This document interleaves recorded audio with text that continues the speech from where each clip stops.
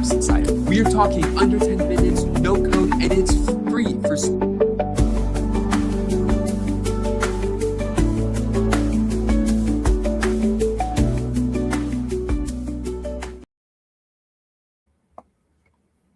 Hello, everybody. Hi. How's everyone doing? Happy Thursday? It's been a while. It's been a minute. Your girl took a break, a long break. Still on a break, but gotta do what we gotta do. But of course, I had my eyes on Nigeria. You think I will forget? I have my eyes plucked on Nigeria. How na day? How's everybody doing? It's very hot over here. I don't understand. Feels like the sun decided to make It be like say the sun decide to come make neighbors with us for here. It's really, really hot. I don't understand. The heat no be here. I hope you guys can hear me. Please. I hope my audio is okay. Can you guys hear me? Oh, Coco Bioko. Let's see. Can you hear me? Can you hear me? Please, let me know if you can hear me. I need a sound check. I need sound check. Sound check. Can you guys hear me? Can you hear me? Can you hear me now? Thank you. For real. How now? Long time, AY for real. Long time. How are you? I hope you're good. I hope everybody's good.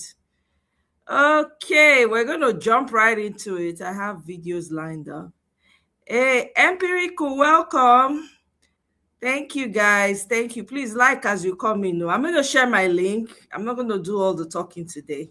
I'm going to share my link so that you guys can also, chime into what's going on. There's so much going on in Nigeria. It's crazy. There's some like back to back. Even though I am on a break, but I dey spy. I can't stay away from the news.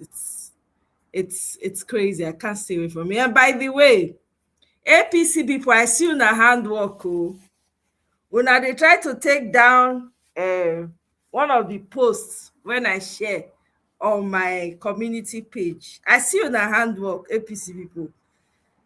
Una try, but una not fit take am down. Where is the lie in that post?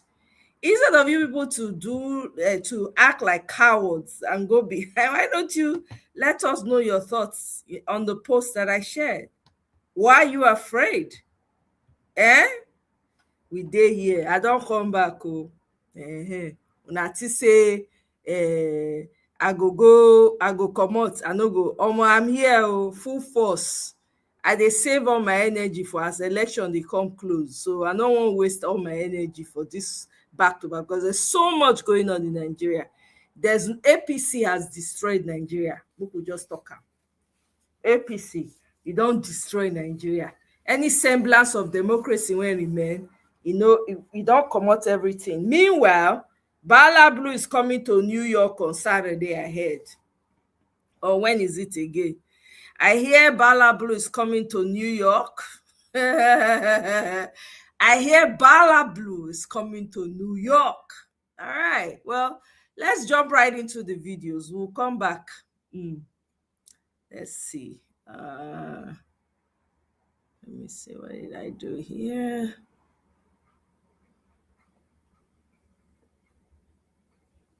Let's see. I know say I share my screen, so I won't bring back. Okay, there we go. All right. Oh, what did I do? I think I removed. There's another video I wanted to show. Okay, bingo. I don't see it. Okay. All right. My sense is that this government has been a failure. what it had promised to deliver, it has failed to deliver, and that as the elections approach, I think the time has come for Nigerians to clearly show this government that failure cannot be rewarded. The president has had a long tendency to use public office for private accumulation. And when he came in, he had specifically promised Nigerians that he was sufficiently wealthy and would not rely on state resources to aggrandize his accumulation. He has not kept to that promise. And on a daily basis, there are stories emerging of massive corruption in all government ministries, departments, and agencies. It is interesting that when there were recent allegations against the chief of staff to the president, Mila, the government attitude was simply to dismiss it as a story about a fake agency. But then facts started emerging that this agency has offices in the Federal Secretariat. President Tinubu is very conscious of the fact that he has produced so much misery for Nigerians that Nigerians cannot vote for him in 2027.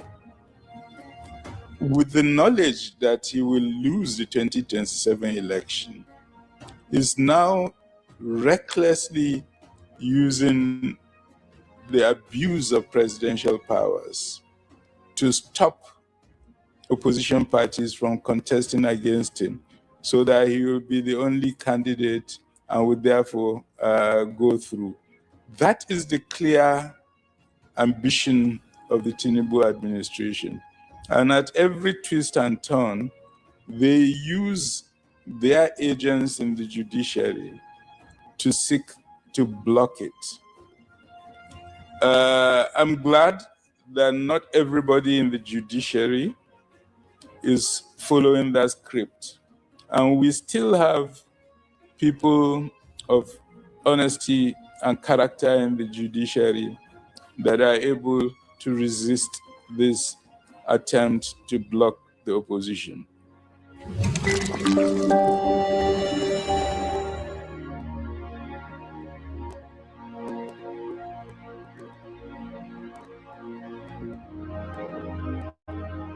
This is Niger Unfiltered on Symphony TV. My name is Olawale Oluwade, and my guest today is distinguished Professor Jibrin Ibrahim, distinguished Professor of Political Science from the prestigious Ahmadu Bello University, and also a public affairs analyst. Prof, good afternoon. Good afternoon. How are you? Yeah, welcome to the show. Let's get on with our conversation without further ado.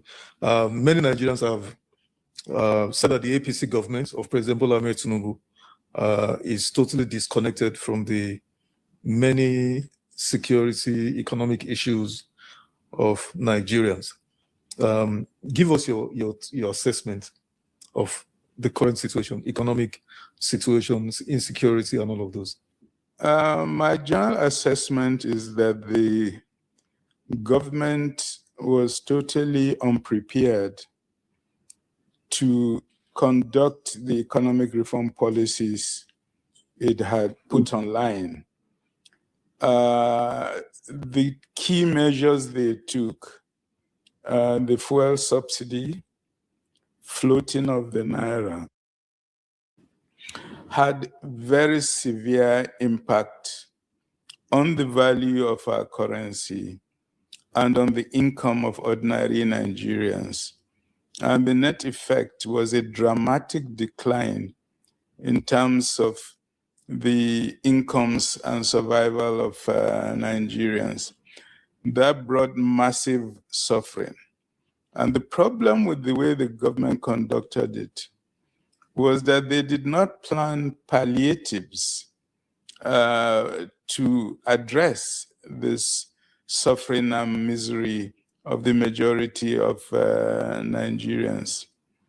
When Nigerians began to complain about the cost of transport, for example, the government promised massive supply of new vehicles that will be using compressed gas.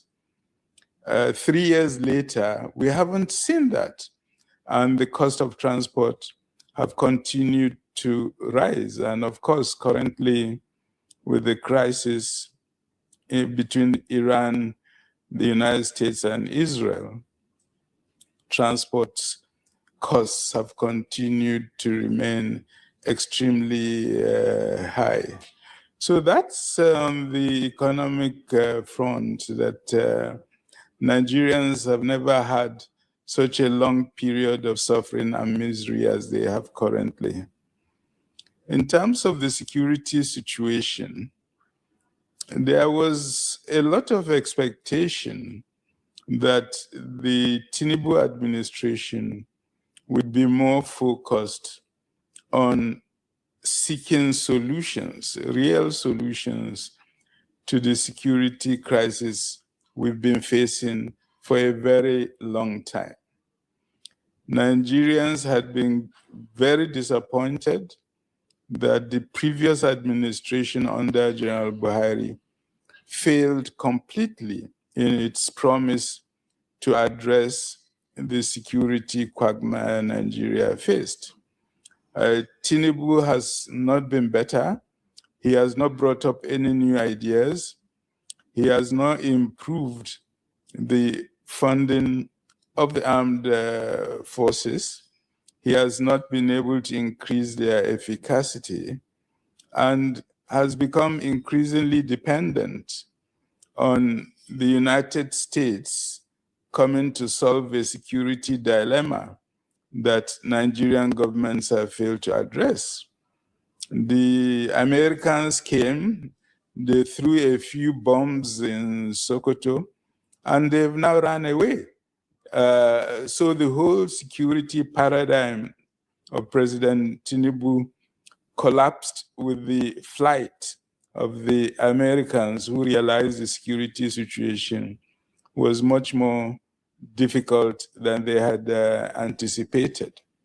But the issue is that in his campaign, President Tinubu was very clear that he will be focused on addressing the security situation, and there will be a considerable improvement. What we have seen is that insecurity has spread even more under his leadership, and even his southwest zone, which was not seriously affected previously, is currently seriously affected by growing insecurity. So at the end of the day, my sense is that this government has been a failure. What it had promised to deliver, it has failed to deliver. And that as the elections approach, I think the time has come for Nigerians to clearly show this government that failure cannot be rewarded. Thank you, Prof, for your initial remarks. You said it is evident from all you said, the evidence on ground shows that the government has been a failure. What would be responsible for this failure of the Tinubu administration? Could it be non-preparedness for the office, even though this man said publicly that Emilokan, meaning it is my turn, he's been angling or eyeing this office since he left 2007 governorship, Lagos State. He's been eyeing the seat of the presidency. So meaning he was well prepared, 20 years or 19 years. So what would have been responsible for this gross failure of the Tinubu in the area of economy and insecurity? Prof, your opinion? I think President Tinubu's failure is attributed to a fundamental problem he has, which is that the president has had a long tendency to use public office for private accumulation. And when he came in, he had specifically promised Nigerians that he was sufficiently wealthy and would not rely on state resources to aggrandize his accumulation. He has not kept to that promise. And on a daily basis, there are stories emerging of massive corruption in all government ministries, departments, and agencies. And the agencies that are charged with fighting against corruption have not shown enough resolve to address this problem. It is interesting that when there were recent allegations against the chief of staff to the president, Gbajabiamila, the government attitude was simply to dismiss it as a story about a fake agency. But then facts started emerging that this agency has offices in the Federal Secretariat. This agency has a line provision in the budget of the government. So how can a government say an agency is fake when it has given that agency offices, when it has given funds to the agency to operate? It was these discoveries that the government's position had no rational explanation to what we were seeing, that the government decided, okay, they will take it as a serious issue and then ask the ICPC to investigate it. But meanwhile, how can the ICPC investigate when the highest public servant in the presidency, the chief of staff to the president, is the one who is being alleged to have committed this corrupt act? And he's still in his office, in the office of the president, still calling the shots. So calling on ICPC to investigate such a delicate matter while the person who is charged with the offenses remains his chief of staff and head of the entire presidential administration shows clearly that the government is not taking it seriously. All this leads to the conclusion, as far as I can see, that this Tinubu administration has seen power as a pathway to the accumulation of wealth through corrupt means. And that's why it is failing in terms of its broad policy objectives. You cannot focus on stealing public resources while at the same time achieving your policy objectives. You have to do one or the other. And unfortunately, they are doing the other. Okay, we're going to come to this issue of the scandal involving the chief of staff and the individual, the prince. But now that you touched on it, I think we'll better just deal with it. But before I even ask you on that, we'll dig into that. Prof, the party, APC, had a manifesto before Tinubu came to office. They had the Tinubu, campaign organization, they had a manifesto, renewed hope agenda. So, sir, I'm trying to understand, was it that manifesto was a complete ruse? It was just a document designed to deceive the people, or was it just that they didn't implement it, or they were implementing it half-heartedly? Because everything you hear is, renewed hope, construction, renewed hope, this, what's going on, Prof? Where's the disconnect between the manifesto and actual governance? Well, I actually, during that 2023 election, I studied the manifestos of the APC, but also that of Peter Obi and Alhaji Atiku. And it is very interesting that the three manifestos were actually very similar to each other in terms of prioritizing a policy framework that will generate jobs, that will generate wealth, a policy commitment to combating corruption, a policy commitment to promotion of national integration. So the elements of the three manifestos were very similar. But as a political scientist, what I know is that a manifesto is meaningless except if the person who wins that election has the focus and determination to implement that manifesto. So my sense is that my own study shows me that the Renewed Hope Agenda Manifesto was a very good manifesto. And if they had followed that manifesto, this country wouldn't be where it is today. So the reality on the ground is that they wrote a very good manifesto, written most likely by very competent consultants, but the government itself didn't have the focus and the determination to follow through and implement that Renewed Hope Agenda Manifesto. Interesting. So let's come to the issue you referenced earlier, the issue of the scandal, the raging scandal in the presidency involving the chief of staff to the president and the certain Prince Adeni Adeyemi, where he had made all sort of allegations against the chief of staff that he was promised a job to be appointed as Director General of the Presidential Foreign Investment Promotion Council, to which he was asked to pay a bribe, 600 million. He gave 400 million, remaining 200 million naira. And then, of course, the chief of staff came out to denounce him last year. He was arrested. The go-between suddenly was found dead in a hotel in Utako, strange fire incident. Assassination attempts were also made on him, the prince now, I mean.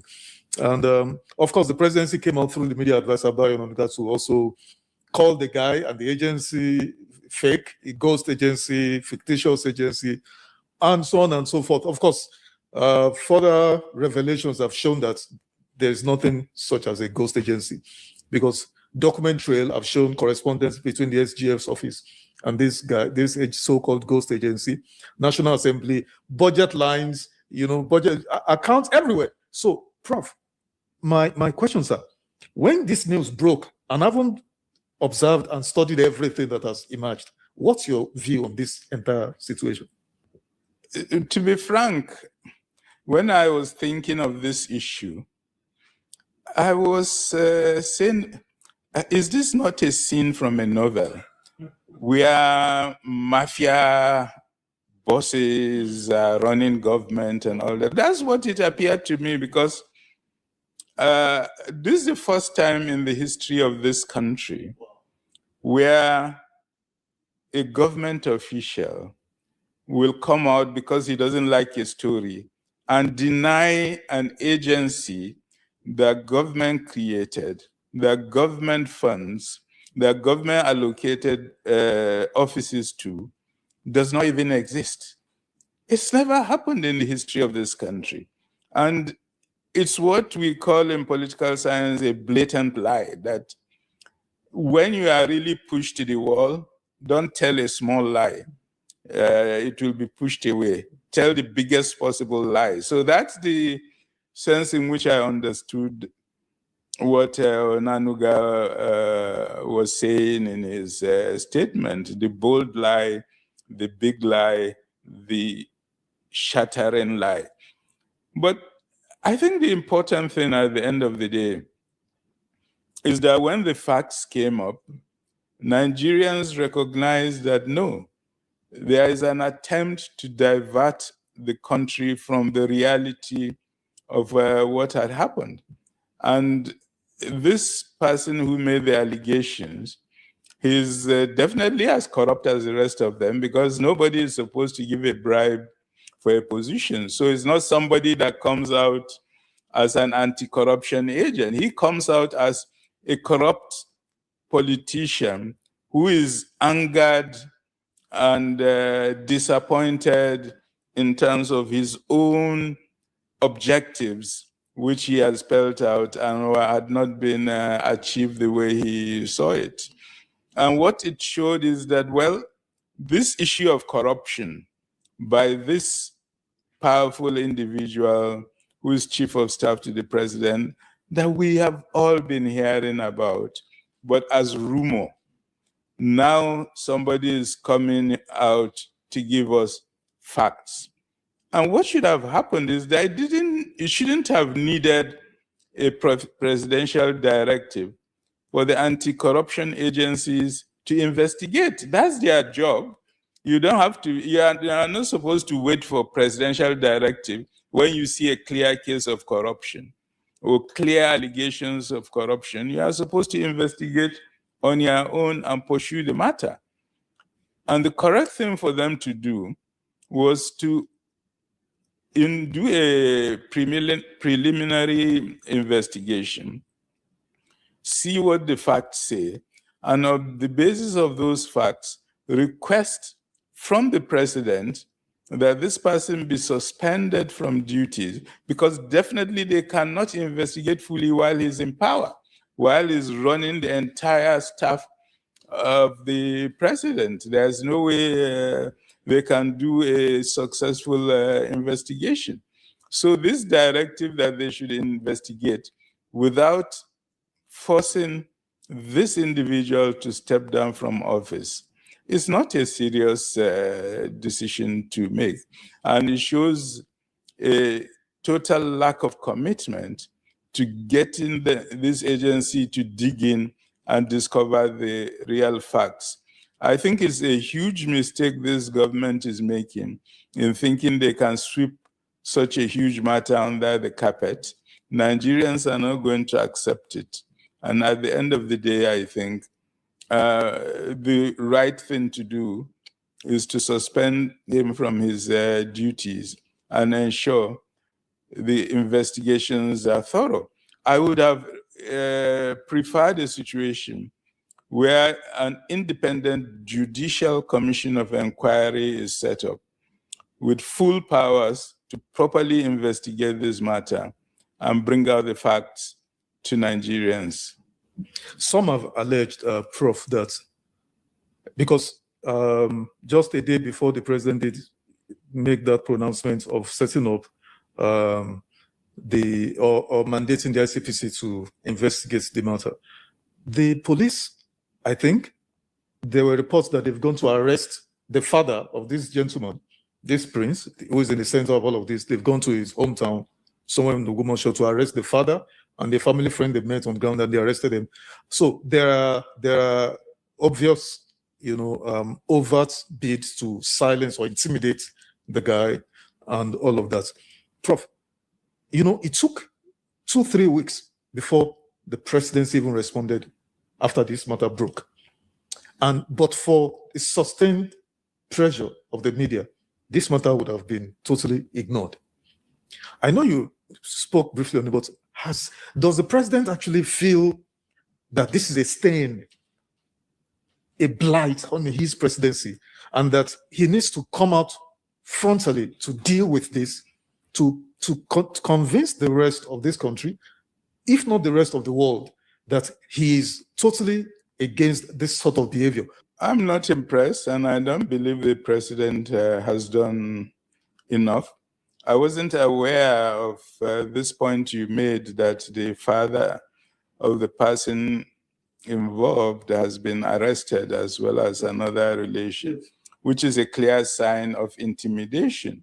And what that tells us is that the attitude of the administration is to cover up the situation rather than allow a situation where the facts are allowed to come out and show what was really going on, who are the guilty parties, and ensure that such guilty parties are prosecuted through our judicial system. I think it's a big story, and I commend the Nigerian mass media for the work they did, digging into the facts, revealing that this agency is a real agency. It exists, is part of government, and it is very strange that government that knows these facts will come out openly to tell Nigerians it is not part of government. This shows a clear intention to deceive Nigerians and to cover up the facts of the matter. I think it is good that Nigerians remain determined that the true facts on this case must come out, and that this attitude of Nigerians and of the media to stick to the facts rather than allow cover-up is what will bring this matter to a situation that reveals the true character of the government itself. Because I think what's in question is the following. Is this government focused on policy implementation for the good of Nigerians, or is this government focused on stealing money from the Nigerian treasuries for the aggrandizement of public officials? That's the question before the country. And I think this particular matter will point to which of these two versions is the reality. And on the basis of the revelation of that reality, I think we can map out a way forward in terms of the country's political future. What would your response be, Prof? The same day the president announced that he was mandating or instructing the ICPC to investigate this matter, that same day, he set up a committee to supervise or to guide and oversight the state police bill, amendment of the constitution, and all of that. And guess who the president nominated as the chair of this committee, his chief of staff? Well, that's what the point I've been making, that you cannot, in all sincerity, say you are aware of allegations against the chief of staff and you have requested investigation of those allegations, and at the same time allow that chief of staff to remain in this very powerful position. The chief of staff is in charge of all the presidential staff in the government, and therefore is one of the highest positions you can have. By protocol, it may not be higher than a minister, but in practical reality, he is the senior to all the ministers and others who work for the president. So you cannot allow such a person to remain in their office and think that you can have a successful investigation of the matter. So it's, I think, a clear case of conflict of interest, because clearly the chief of staff has an interest to cover up this investigation. And the interest of the Nigerian people is to open up the reality behind this story and expose the guilty parties. And if the chief of staff is a guilty party, then clearly you cannot allow him to remain in power and expect that the investigation will run smoothly. Final question on this, Prof, and then we'll switch gears to something else. The role of the National Assembly in all of this sordid affair needs to be commented upon by such an erudite scholar as yourself, because political scientists such as yourself who designed the system of government that we operate, you know, the principle of checks and balances, separation of powers, they were safeguards to ensure a republic does not degenerate into fascism, autocracy, and all of that. The National Assembly on this matter, what was their role? Because the budget was approved before it was by both houses, the Senate and the Rep, before it was passed to the President for his assent. And also, Prof, the issue of the anti-corruption agencies, ICPC, EFCC, Nigerian police, where were they when all of this? And like you said, were they expected to fold their arms and be expecting for the chief executive to give them directives before they do what the law, the constitution mandates them to do? Your view? Well, first of all, I think it is important to start from the principles of the separation of powers in the constitutional system we run. This was a system that was first adopted by the United States of America, where the entire executive power in the political system resides in one person, the president. So when you read the arguments when the American Constitution was molded, the argument was that this individual is excessively powerful, and therefore there has to be a design to make sure that this powerful individual cannot do what they want, and in particular, cannot be allowed to start exercising despotic powers over people in that political system. So that was why the two counterpowers were designed. One, the judiciary, that's totally independent from the executive and can rule against actions taken by the president, and that ruling they make is respected because it's a constitutional provision. The second power is the parliament, and parliament, once again, is totally independent of presidential action and power, and therefore this counterweight system was to ensure that the president does not abuse the powers of incumbency he enjoys. Now, when you look at the history of Nigeria's Fourth Republic, I remember in 1999 when we started, the then president, General Olusegun Obasanjo, tried very hard to control the National Assembly and to impose Senate president and speakers. Over the 8-year period he was in power, the National Assembly fought very hard and won their liberty against control by President Obasanjo and became a proper counterweight. You remember there was even a time they rattled him completely by threatening to impeach him from his position. He was really rattled, and that was when he started behaving himself towards the National Assembly. Today, I must confess that autonomy that the National Assembly fought for and won has been completely lost. We have a leadership both in Senate and in the House of Representatives that's totally compliant to the wishes of the president. Executive bills are not discussed in the National Assembly. They are simply read and approved. And we have seen that, how in one day, the national anthem was thrown out and another one put. It took a day. We've seen how the 4 tax bills were adopted without any serious discussion.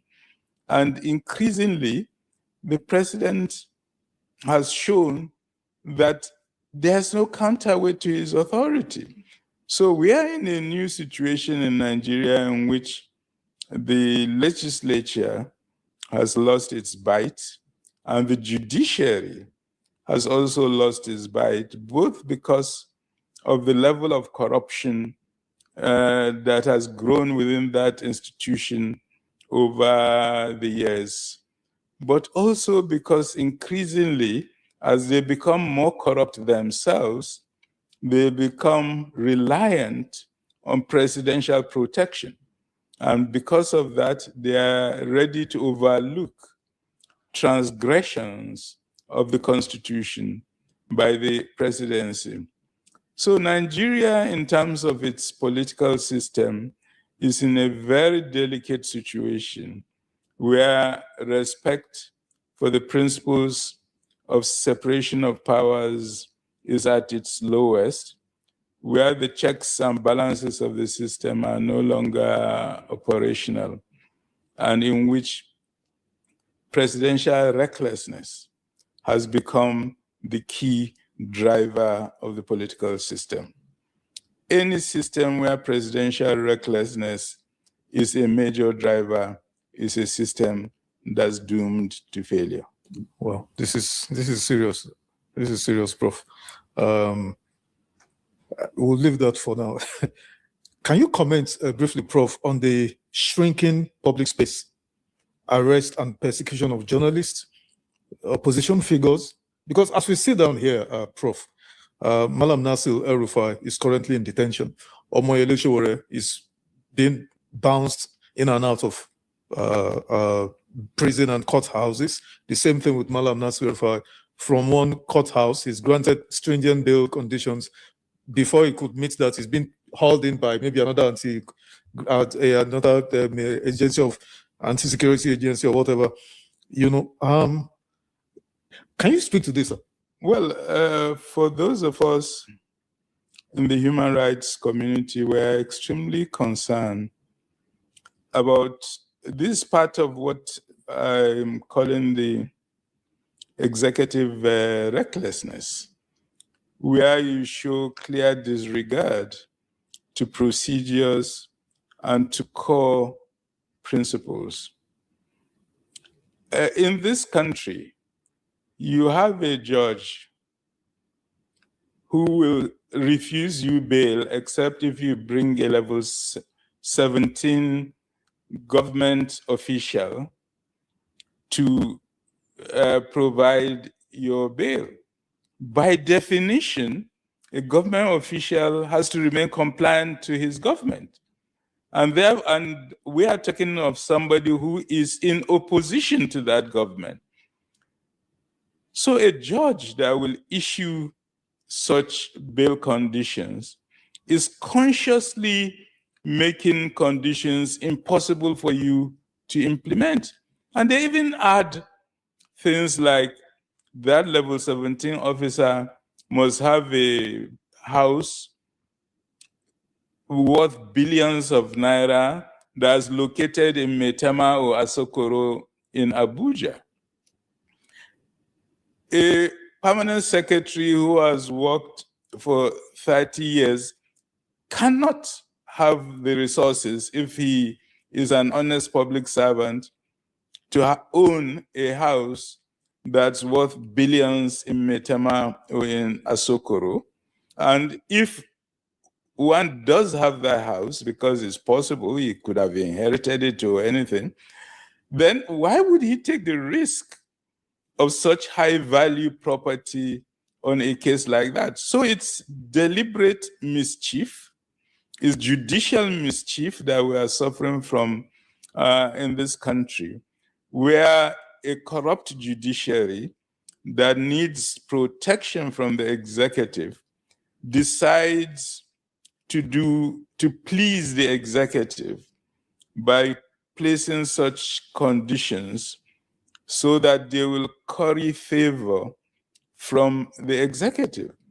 It's extremely sad situation, and I've spoken to a number of senior lawyers to understand their perspective. And all of them are saying that what's on trial currently are not these individuals, but the judiciary itself.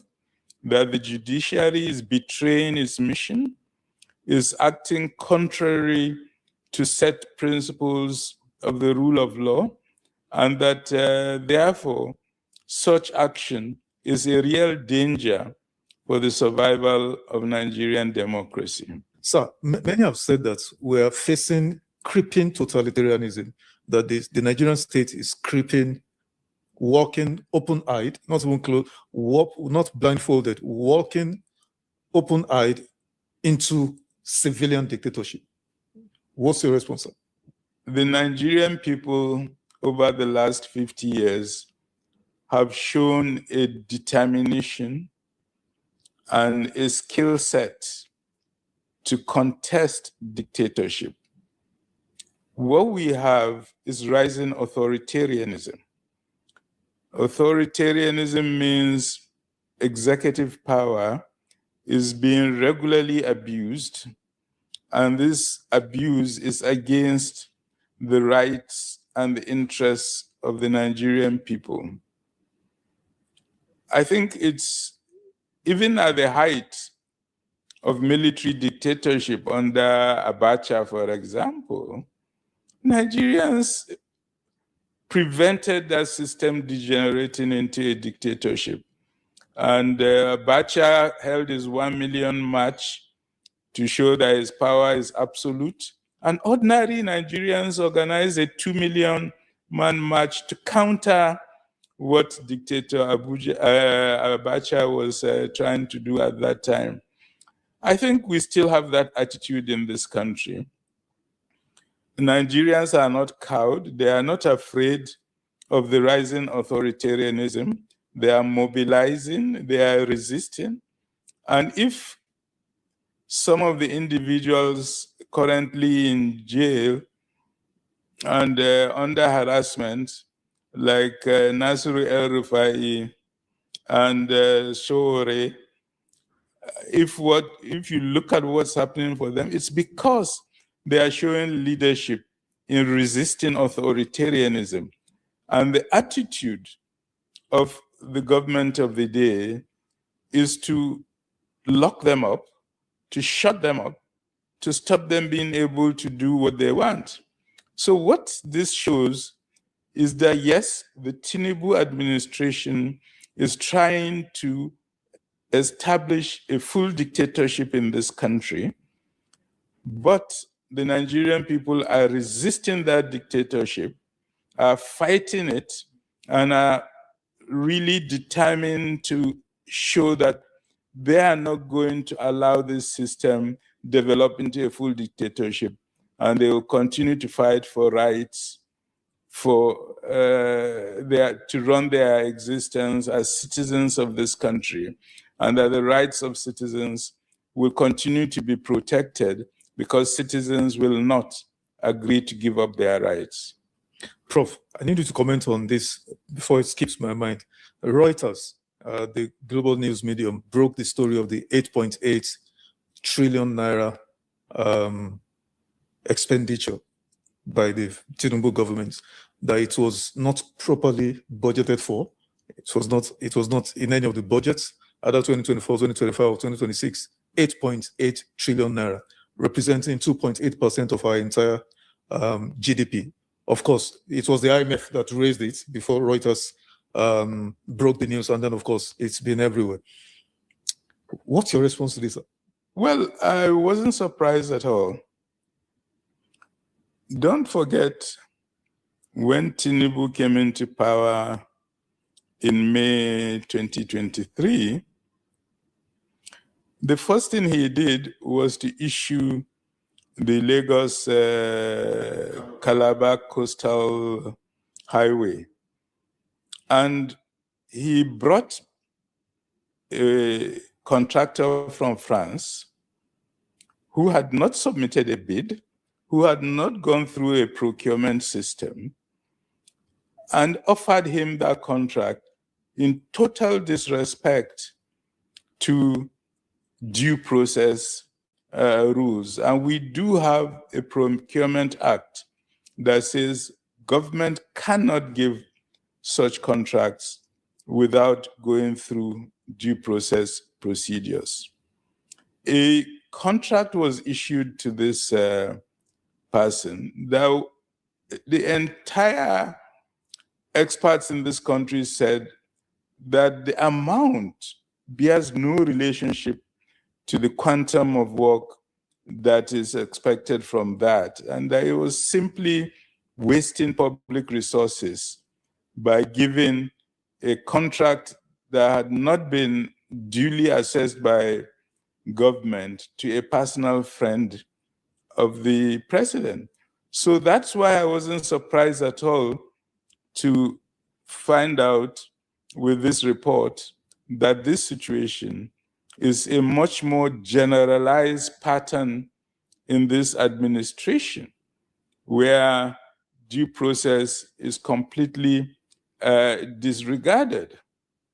I still remember the good old days when my good friend Obi Ezekwesili was head of the due process office, and was always insisting on the point that if you want to fix corruption in Nigeria, and if you want to ensure the delivery of public service, you must insist that every procurement goes through the due process mechanism.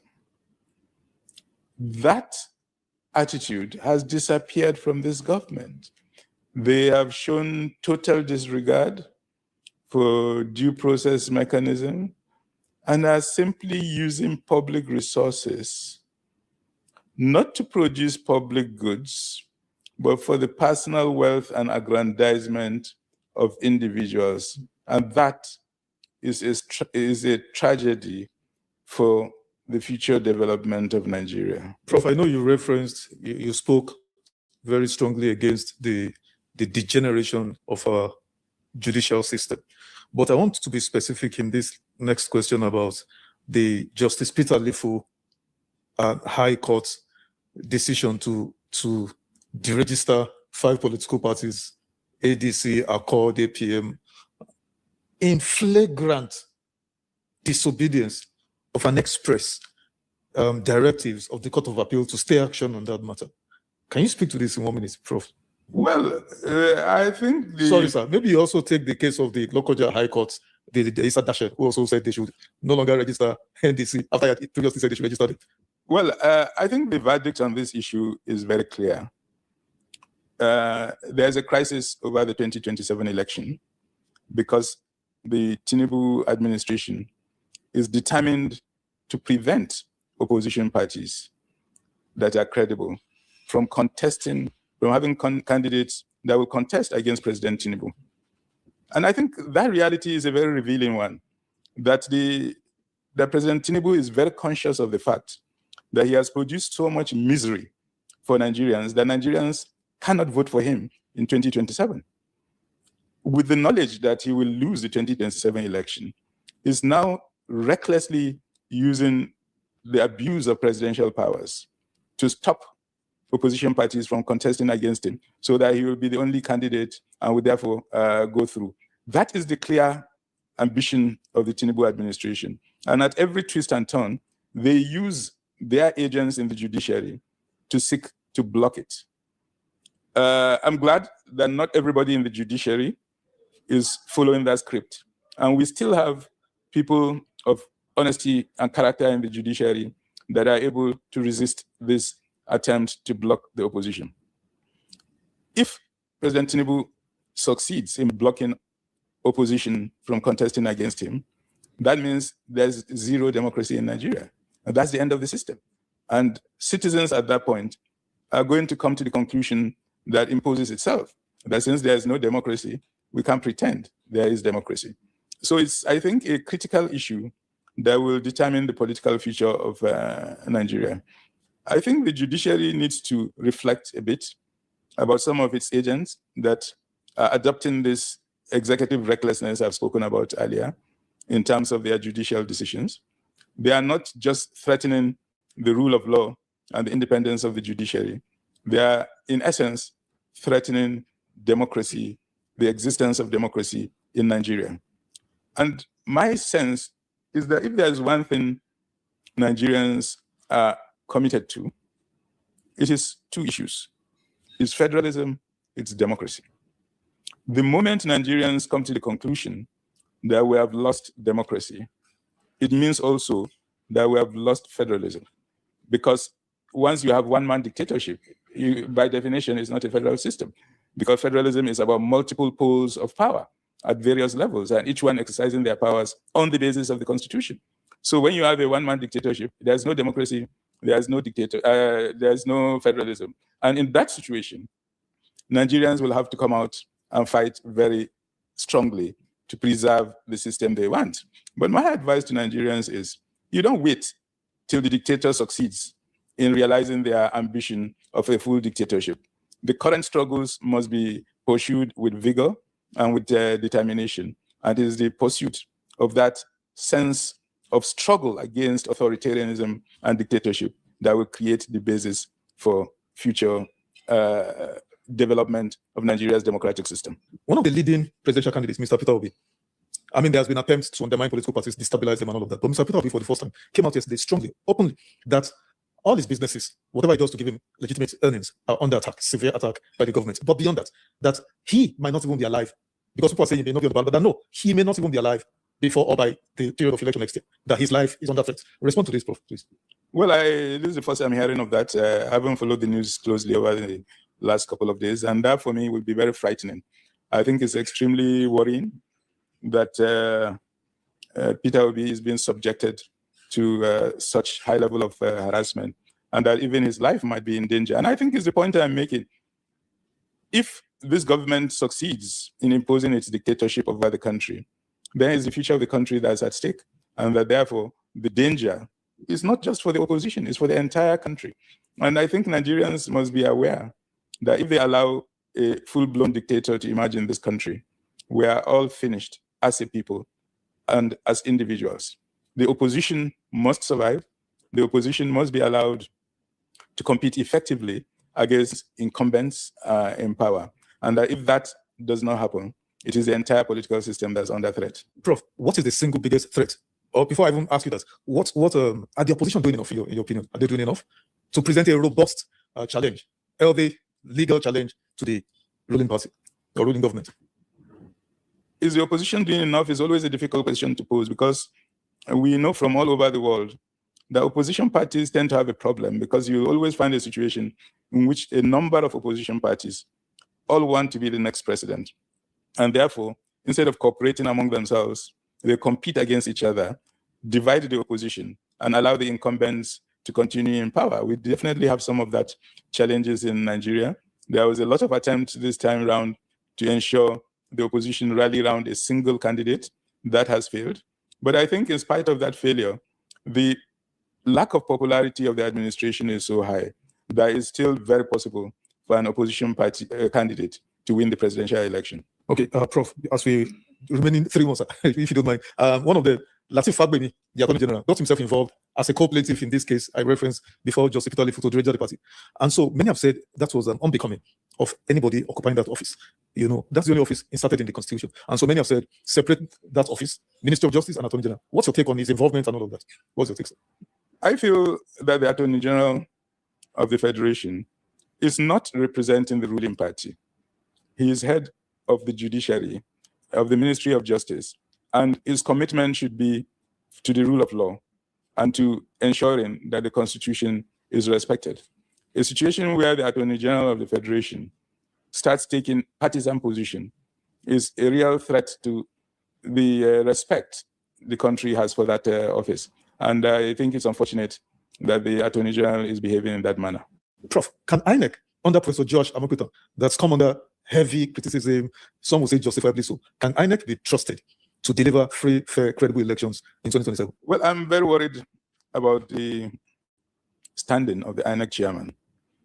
I followed with keen interest the revelation that at some point he was an open supporter of the Tinubu presidential campaign.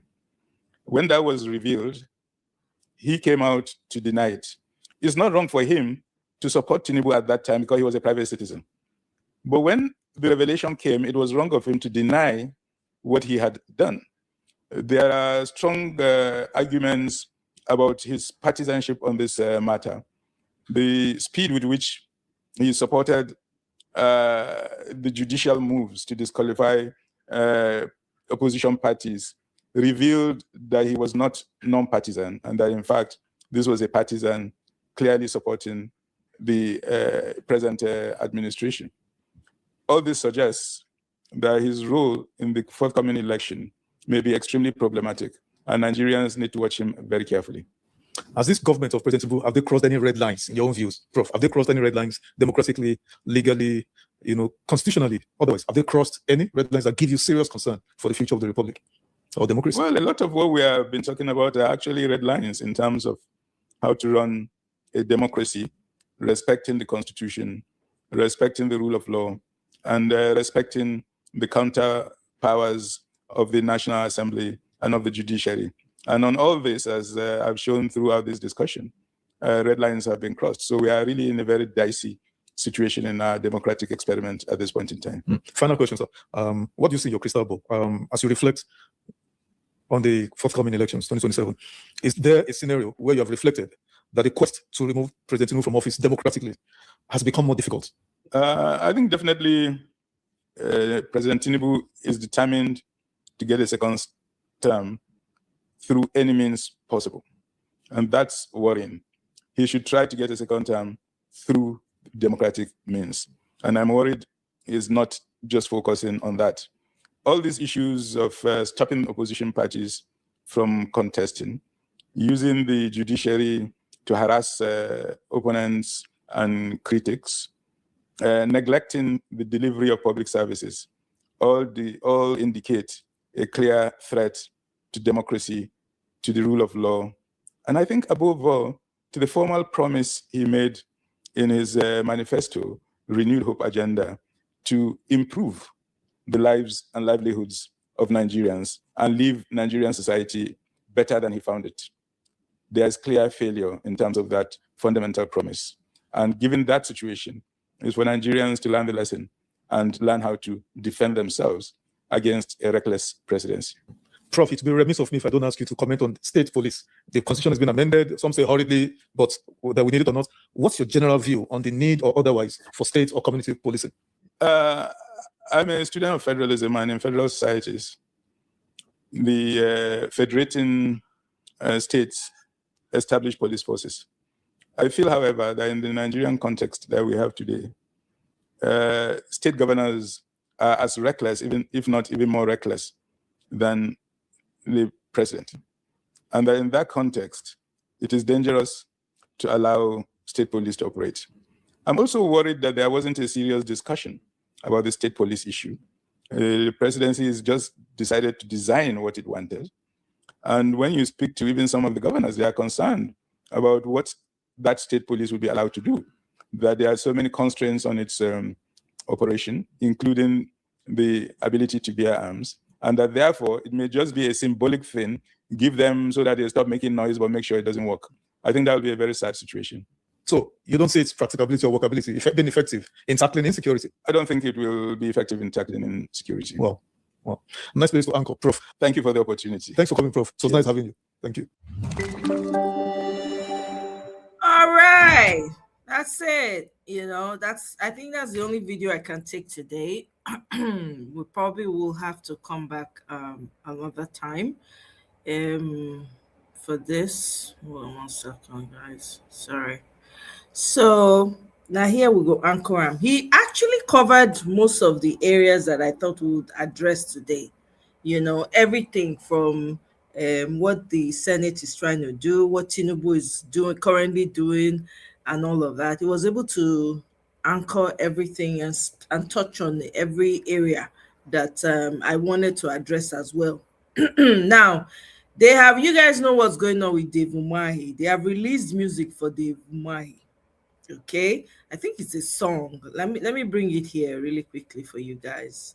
It's a song. They don't release song for Dave Umahi. They say, Dave Umahi, come and tell us. Come and tell us what is going on, what happened, what do you do, what happened, what you do with this woman. Come tell us, we want to know. So make I bring her home, make we see them together. Okay. No. Don't release. No. Just curious.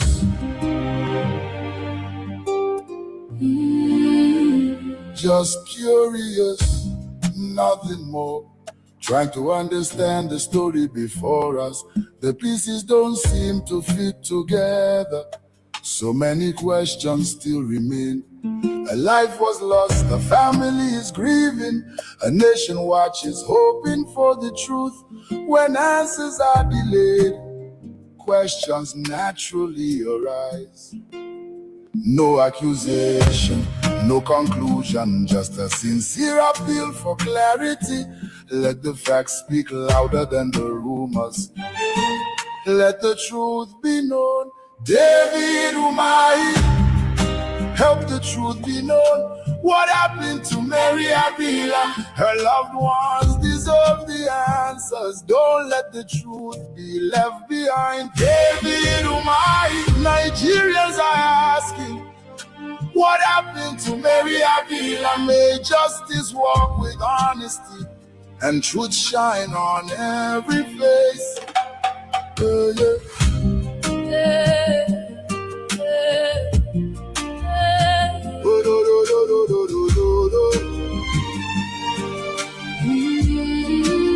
We're not here to point a finger. We're not here to write the end. We're asking for transparency until the evidence is complete. If there's nothing left to hide, then let the whole truth be revealed. Justice grows where truth is spoken, and trust is built on what is real. David Umahi, if you know the answers, help the nation understand. Let investigators do their work. Let every fact be carefully found. For every family seeking closure, for every heart that mourns today, may truth and justice walk together, lighting every step of the way. David Umahi, Nigerians are asking, what happened to Mary Abila? Her family deserves the answers, and every question answered well. May truth be stronger than our fears. May justice never be denied until the facts are fully known. Let truth and truth alone decide. No accusation, no verdict, just a heartfelt call for truth, transparency, and justice for Mary Abila. Very sad.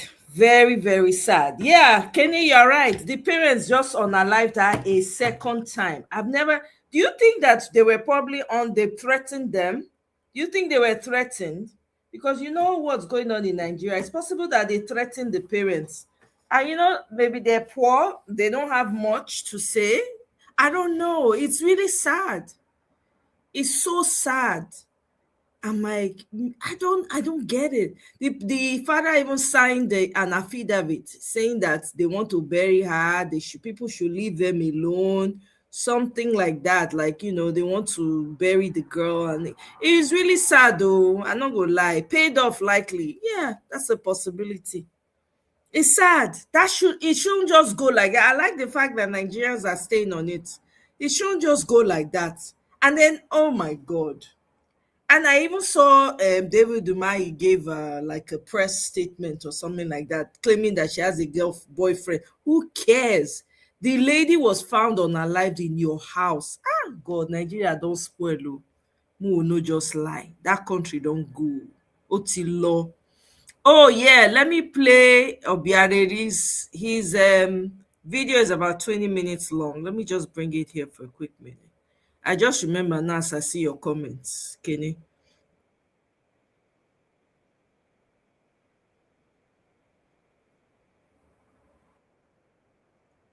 Okay, let me share this. The numbers appear increasingly encouraging, at least on paper. President Tinubu says Nigeria's economy is now on a path of steady growth, arguing that difficult fiscal and monetary reforms have strengthened public finances, improved revenue generation, and laid the foundation for long-term prosperity. Speaking at the presidential villa whilst receiving a delegation from Deloitte Africa, the president urged greater investment in skills development and youth empowerment, whilst the global consulting firm endorsed the administration's reform agenda and pledged continued support for Nigeria's economic transformation.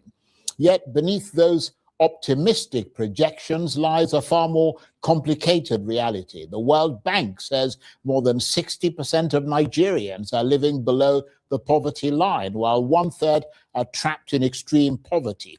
Millions of children remain out of school. Manufacturing output remains weak. Agricultural productivity continues to underperform despite Nigeria's vast potential. Businesses complain that access to credit remains impossibly difficult.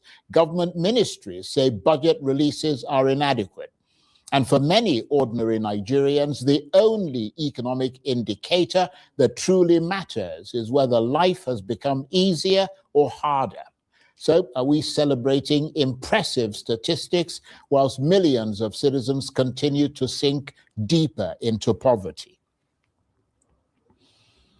Well, for his assessment, I'm joined now from our studios in Lagos by the development economist and business strategist, Dr. Nemeka Obioreri. Dr. Obioreri, thank you very much indeed for joining us. The president says the economy is stabilizing and that the reforms are beginning to yield results. Yet millions of Nigerians insist life has never been harder. So who's right, the government or the people? Charles, thanks for having me. There is need for us to differentiate between growth in macroeconomic indicators and growth in all-inclusive prosperity for Nigerians. On paper, the numbers from the macroeconomic side looks good.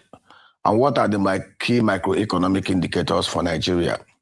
We're looking at inflation, we're looking at interest rates, we're looking at growth in crude oil output and revenues. Now, on the side of inclusive growth, we need to look at, is it impacting on the general welfare of Nigerians and the cost of living? You say inflation is down from 34% to 17%. Are we seeing it in the cost of living and the standard of living of the common man? These are the questions that need to be asked. In terms of stability, we have no doubt that we have had FX stability over the last 3 years. And much thanks to Yemi Cardoso and his team at the Central Bank of Nigeria. They've provided the platform for those on the fiscal side of the economy, the presidency and the governors and local government chairmen to play their part. 95% of the general problems we face in Nigeria are from the fiscal side.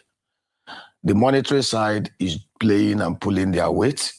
When you have financial stability, when you have FX stability, what you need to do is to go on the physical side to enhance productivity. There is reason why the CBN have refused to reduce monetary policy rates down from 27% all over the world, both developed and developing economies. Interest rates and monetary policy and the inflation rate normally go within a band of 2%, separating each other.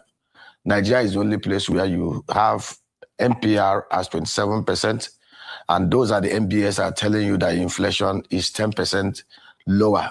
CBN has the right numbers, and that is why they will not lower it. And again, you see us say we have $51 billion foreign reserve. 96% of that money are hot monies from portfolio investors.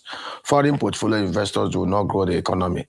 The people that grow the economy and enhances productivity are foreign direct investors. Now, I'll give you practical examples. When I say the problem we have in Nigeria is foundational, there is no coordination between the federal side, the state and the local government. Most of this problem actually falls within the local government and the state level. I'll give you 3 critical examples. Productivity is what creates jobs. Productivity is what drives all-inclusive wealth and prosperity. For instance, Nigeria today consumes over 23 million tons of grains. We only produce 11 million tons. We import over 12 million tons.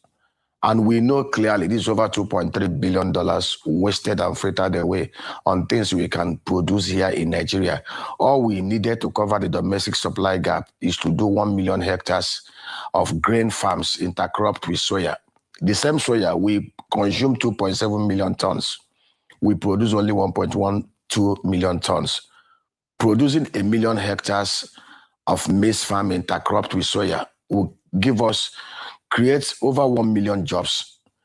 It add over $2.7 billion to our economy. Right. So let me just come in there. This has to do with the local government. Right. Let me just come in there. I don't mean to interrupt you, but you're making an important point, and I need to buttress it. So basically, from what you're saying, the real challenge is that Nigeria simply isn't producing enough. Agriculture remains underperforming, manufacturing is struggling, exports weak, productivity is stagnant, basically. You're a development economist. Can any economy become prosperous without dramatically increasing production? Have you considered going solar in California, but are afraid of the huge price tag attached? Most people don't know. Charles, you are right. The governments of the day across the 3 tiers of government are not practically doing anything tangible on the physical side to thoroughly drive productivity. I clearly stated it here that the lowest hanging fruit for Nigeria is the agri sector, the lowest sector. I give you an example, Netherlands, 1.5 million hectares of arable land mass, 200,000 people in the agri sector. Annually, they produce and generate over 122 billion euros from that sector. Nigeria, with a population of 242 million people, 72 million projected to be in that sector, 64 million hectares of arable land mass, with scientific, mechanized, tech-driven agriculture, involving coordination between the three arms of government. We've showed them clearly what to do, how to do it, and when to do it. We can easily take over 20 million Nigerians out of poverty within the next 1 year and add over $300 billion into this economy from that sector. It's a no-brainer. But you cannot do this without putting in place the right physical measures. Security remains the big elephant in the room. You hear all manner of kidnapping from Oyo to Gbomosho to Kaduna to Kanu to every part of Nigeria. And I don't know what it will take this government to do this. We've shared with them tangible ideas on how we can do this. The First Republic remains the glorious days of Nigeria, and we knew what the regional governments did. Like I always say, our problem is foundational. We need to rejig the physical and governance and constitutional electoral frameworks of Nigeria back to what we used to have in 1963. The problem is that none of the three arms of government are telling themselves the truth. Everybody is playing politics. Those at the state level want to play politics to please Mr. President. Mr. President wants to play politics to please those at state level. So is everybody playing politics, Nigerians on their own? This economy, Nigeria, with the potentials that we have, we can easily build an economy within the next 10 years that will create over $242,000 millionaires in this country. Right. And that will reduce poverty to even less than single digits. Are you aware that Singapore in 1965 had GDP per capita of $500? Singapore was a pariah state. Literacy level was about 60%. They had it right when they got good leadership. Today, GDP per capita in Singapore is $107,000. 1 out of every 6 Singaporean is a US dollar billionaire. They don't have natural resources. They don't have crude oil. They don't have anything. They only had good leadership that galvanized and energized the people into productivity. Nigerians are not lazy. With the right coordination, with the right physical framework, with the right constitutional foundation, doing the right thing, just like within the First Republic, we can easily take out the over 197 million Nigerians out of poverty. Right. Well, let's talk Nigerians are not lazy. But the problem we have is that we have very insensitive people across the 3 tiers of government who are only ready to play politics and banding numbers that do not reflect on the real economic realities of Nigerians. Well, let's break all that down because, I mean, you're giving us the big picture and it does sound quite interesting and inspiring, potentially what could happen. But breaking it down, I mean, to the nitty-gritty of it all, let's talk, for instance, about the budget and budget credibility, because the government announces these ambitious budgets every year, yet many ministries complain that releases are inadequate. I mean, are we increasingly budgeting aspirations rather than actual cash? On the front lines, you see the problem before it begins.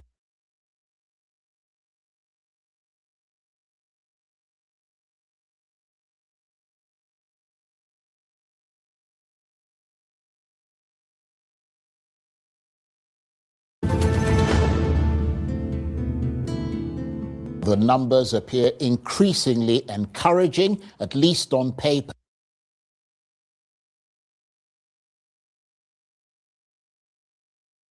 Security in place to enable the private sector drive investment. I give you a clear example, another example. Nigeria today currently flares over 7.9 billion standard cubic feet of gas. It annually will release over 47 million tons of carbon dioxide equivalent into the economy. And we know that most of the oil majors have refused to capture the flared gases because it will be very, very expensive for them to do over $9 billion.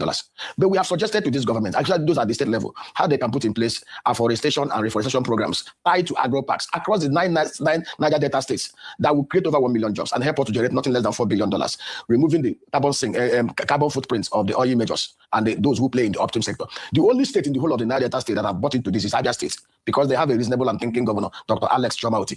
If the other governors, it's not everything about the federal government, we'll put in place a blueprint on how we can drive this program. Just in the next 1 year, within the 9 Niger states, we'll create $4 billion revenue annually over the next 30 years. We're taking over 1.5 million people out of poverty. The only state that have appreciated this missions, community, diaspora, private-public partnership architecture that we have put in place is Abia State. Others are busy playing politics, pursuing 2027. So the problem is fundamentally the foundational issues of Nigeria. We end up electing and rigging into power men and women who are only after politics. They are not after legacy. They are not after how they can utilize and harness all the factors of production to remove people from poverty, create all inclusive and prosperity for everybody. Nigeria has no business having poor people within us. I tell you of a truth. If we get it right, fix the foundations, in the next 10, 12 years, just you will look for any poor man in Nigeria, you will not see. We are not lazy people in this country. Just that we have been so unfortunate to be saddled with 99% of who I call political bandits who do not care for the welfare of the people.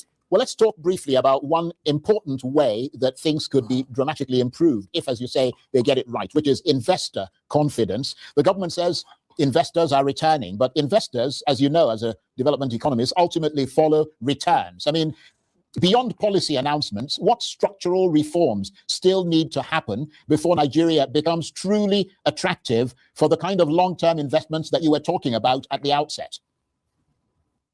Just the structural reform that we must execute immediately, which President Tinubu, Abbas, and Akpabio and Tasis governors can easily do, is for them to unbundle the physical and constitutional framework of Nigeria in the immediacy. All we need to do, does the 1963 Constitution, turn the 6 regions into the regional and adopt hook, line, and sinker, both the physical and governance framework, resource production and control framework, and you see this country fly. But even within the current constitutional framework, I'll give you an example. You know, there is the importance of leadership in everything. Look at Abia State. I go to Abia again.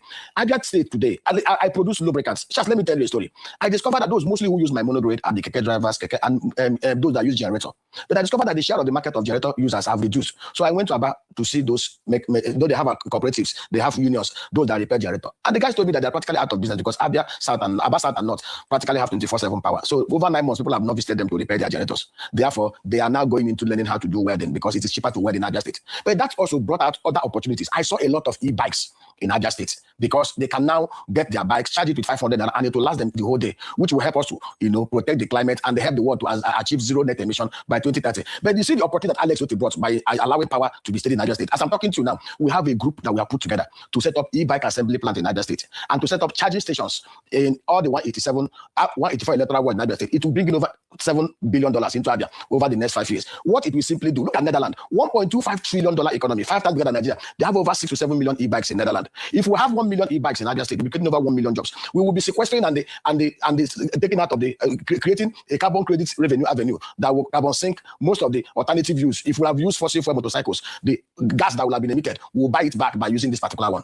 And the NCC is there to support. So you can see clearly by just one singular program and policy that one man had put in place, ensuring that power is steady, you can see clearly the catalytic productivity that it has enhanced. Businesses are coming on, other businesses are coming. Those who are already doing other businesses are trying to reinvent themselves based on what has been put in place. So these are the kind of things we expect governors to do. Right. Not where you see a state that have one airport, they're doing a second airport when the first airport is not being utilized. What are the programs and policies and projects that you're doing that will enhance productivity, that will provide equal opportunities for Nigerians to engage in productive work? There is no lazy Nigerian. I say it with every sense of responsibility. If donkeys can be domesticated to be productive, there's no Nigerian that cannot be put into productive work to help us build all-inclusive prosperity for everybody. Right. To be entirely fair, although I think a lot of people would agree with you that the governor of Abia State is moving geometrically when everyone else appears to be moving arithmetically. But to be fair, he had an advantage with power because Professor Barton Naji had invested in geometric power long before Alex Otti came to power. Although, to be fair, Alex Otti actually helped with that investment at the outset because he was in charge of Diamond Bank. I wanted to say that. Yeah, he was in charge of Diamond Bank and saw the vision and invested a lot of the bank's money in there. But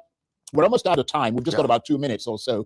Ultimately, because you've given a fairly balanced assessment this evening. How should Nigerians judge this Tinubu administration? Should it be by rising reserves, improved fiscal indicators, positive investor reports, or by whether food becomes cheaper and jobs become more plentiful? You'll never be promoted into a room you sound. Just to be very fair and sincere, Bola Tinubu is the president, but Bola Tinubu is not omnipresent, is not omniscient. And I can tell you the truth, if we don't fix the foundational problems of Nigeria, even if you bring an angel from the sky, this country cannot be fixed. It's a collective thing. I've said it here, there's no victim in Nigeria. All of us are collectively involved, and we must collectively fix this land. If we fix the foundational issues of Nigeria, which is see, if we go back to 1963 constitutional framework, adopt the same governance, resource control, physical framework, all this politics, everybody trying to play politics to go to Abuja, we end. When people now go look inward to develop their states, their regions, based on what they have inward, there will be less emphasis in Abuja, and all these games, each and every one of them play, will be taken out. The truth is, and just I repeat again, Nigeria has no business housing 197 million people.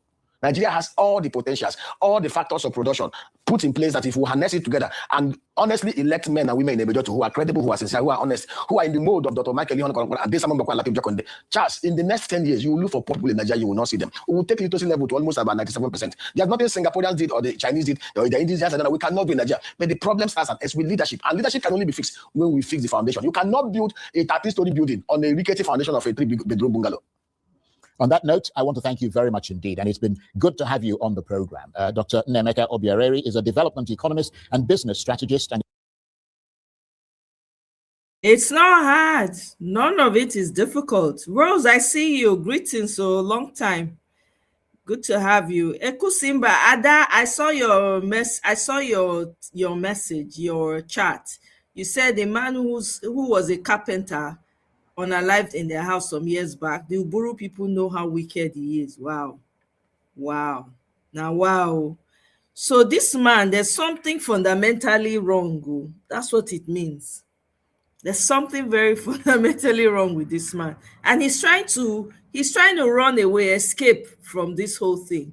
He gave a speech earlier and was saying, I saw it, but I didn't bother to listen to it because to me, it's a waste of my time to be listening to what the man has to say, right? And I'm glad that Nigerians are not letting up. That girl, that beautiful girl that just passed, my goodness.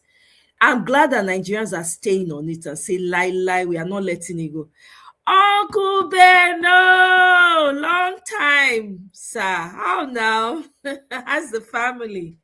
Greetings, my brother.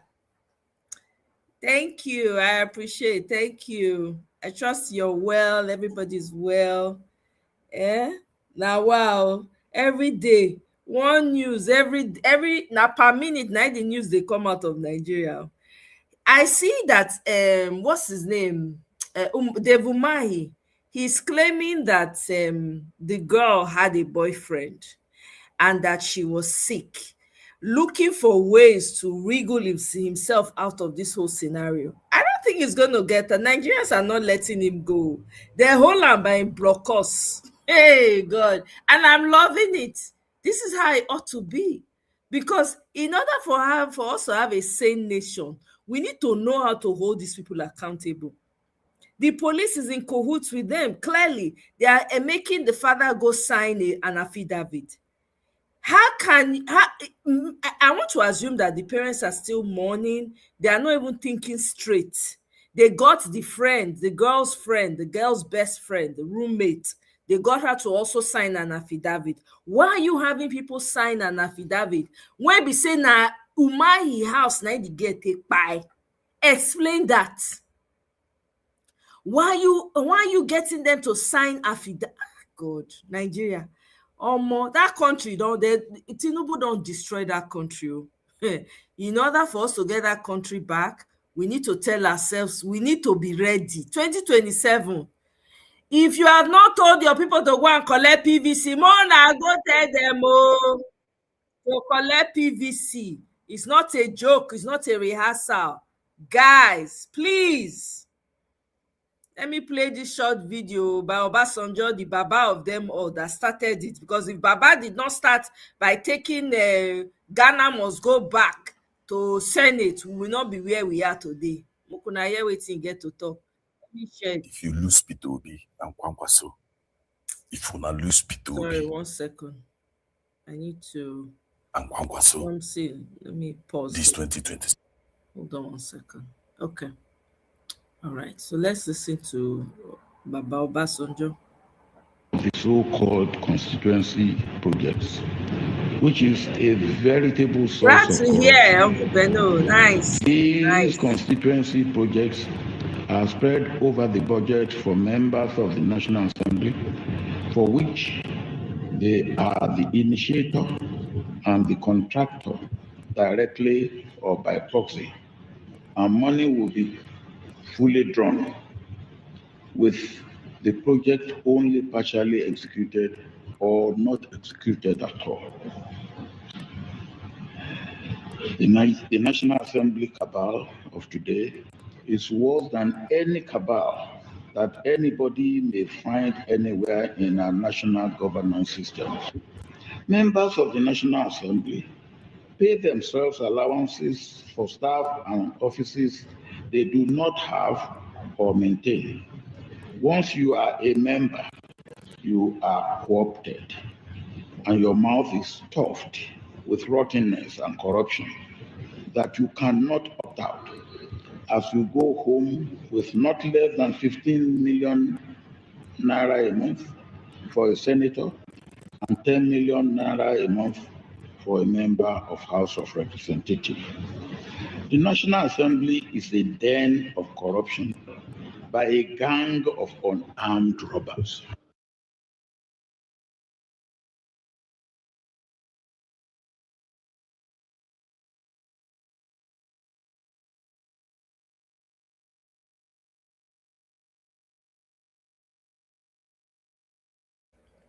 But Baba is the one that started it.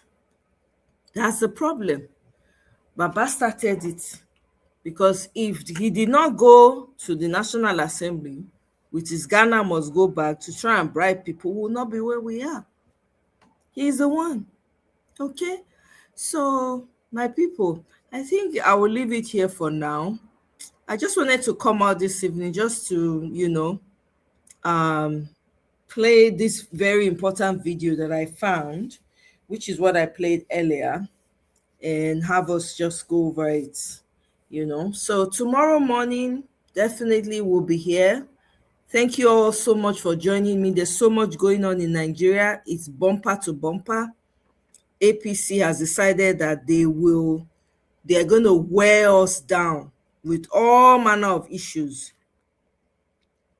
And you guys know there's threat on Peter Obi's life. He recently visited the Europe, and I like what he said. I think I have a clip of that video. Maybe I should share that video before we leave. Where he's saying, I rise in strong and then, by the way, also support for my amendment to increase the U.S. House Rep has passed amendment to withhold U.S. aid to Nigeria. They don't withhold the aid. So America no dey send una money again because una refuse to. I rise in strong support for my amendment to increase the withholding threshold for assistance to Nigeria from 50% to 100%, while keeping in place benchmarks that demand Nigeria take effective steps to address the violence and persecution that continue to devastate the country. Nigeria has faced a horrific wave of violence that its corrupt government has failed to address. For years, and especially in recent months, Christians and other religious minorities in Nigeria have been subjected to violence and terrorism at the hands of extremists operating with impunity. Christian women and girls continue to be abducted, assaulted, tortured, and killed. Their churches are burned, and entire communities are erased. If the aid conditions included in the bill are important enough to withhold half of all the funding to the Nigerian government, then they are important enough to withhold all of the funding. The generosity of our taxpayers is a reflection of the American values we hold so firmly. Never should we allow their hard-earned tax dollars to be funneled to corrupt regimes that fail to uphold religious freedom, fail to adequately confront terrorism, and fail to protect the innocent from persecution. So why are we rewarding a government that fails to meet such a basic obligation? This amendment is simple. It does not remove the aid conditions in the bill, but only strengthens such conditions. But most importantly, it upholds a principle that all recipients of American taxpayer assistance should follow, that they must prove they are willing and able to respond to violence before receiving any funding.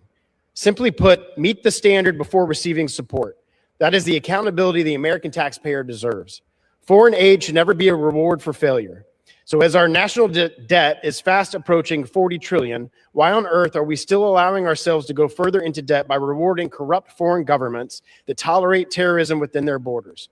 When churches are burned, women and girls are abducted, and terrorists operate with near impunity, that is not merely an internal disturbance, it is a direct assault on the freedoms our nation claims to defend, which our foreign assistance must reflect and uphold. This is not about punishing the Nigerian people. It is about demanding accountability for their government's complacency and ensuring that our foreign aid is leveraged to defend, reflect, and uphold American values.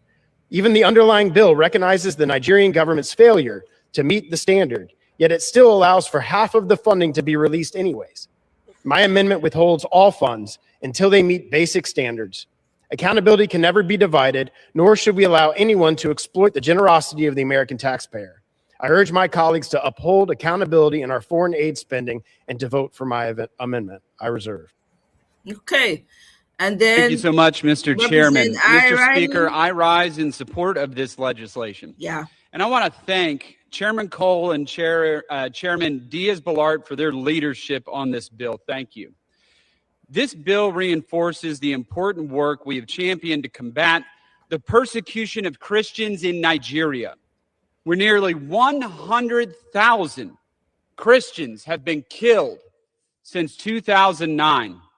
Last year, President Trump asked Chairman Cole and myself to investigate the slaughter of Christians in Nigeria, myself and Chairman Diaz-Balart going to Nigeria. Since then, we have worked with the Trump administration to develop a strategy that provides assistance to the Nigerian government in their defense of Christians while holding President Tinubu's government accountable if they fail. The U.S.-Nigeria security agreement is already bearing fruit, including eliminating ISIS's #2 globally. This bill bolsters our strategy by conditioning 50% of all U.S. assistance to Nigeria on measurable actions to protect Christians. It also puts a spotlight on the Middle Belt, where we have not seen nearly enough progress in protecting Christians against Fulani Islamic terrorists. With this vote, we will express the support of this chamber for the report we presented to the White House on how to end the Christian genocide in Nigeria. Mr. Speaker, the United States must never turn a blind eye to our persecuted brothers and sisters in Christ. I urge my colleagues to vote yes on this bill. I yield back. Gentleman yields back.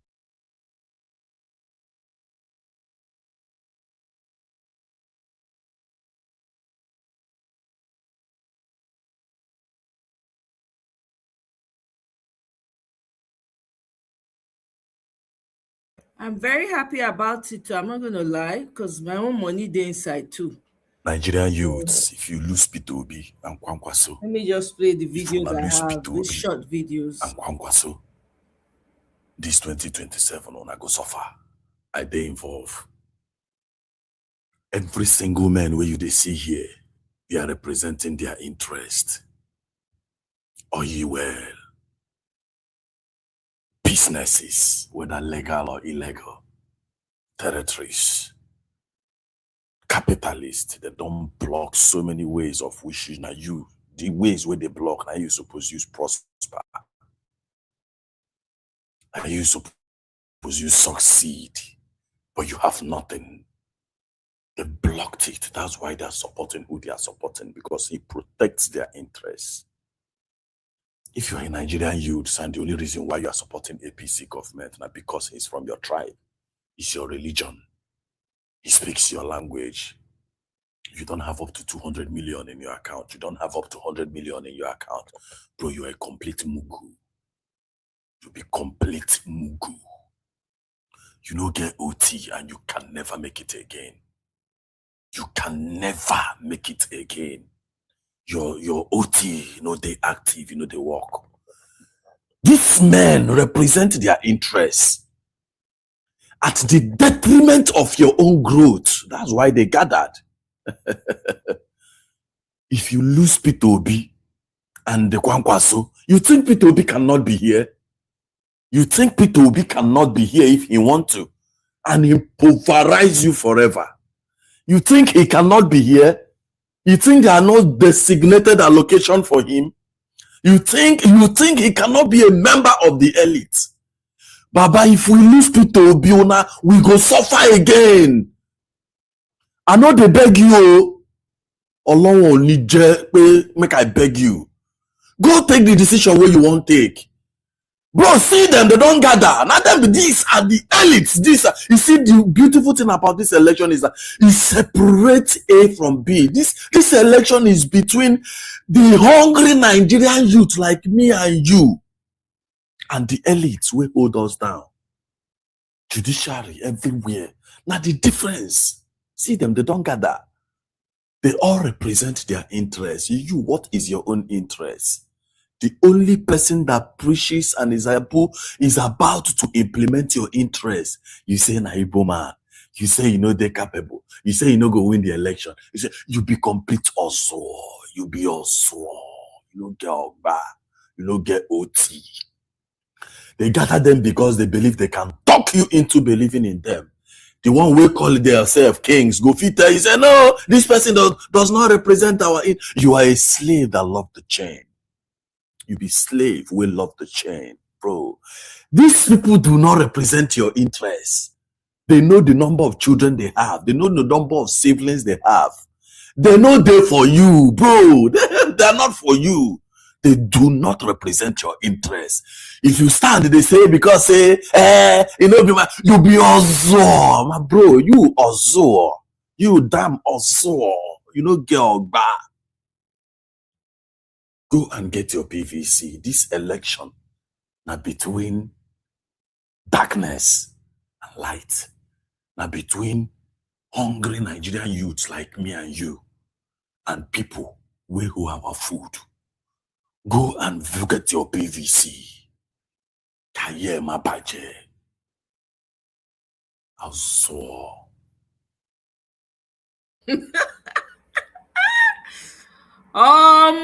This election, who no go, no.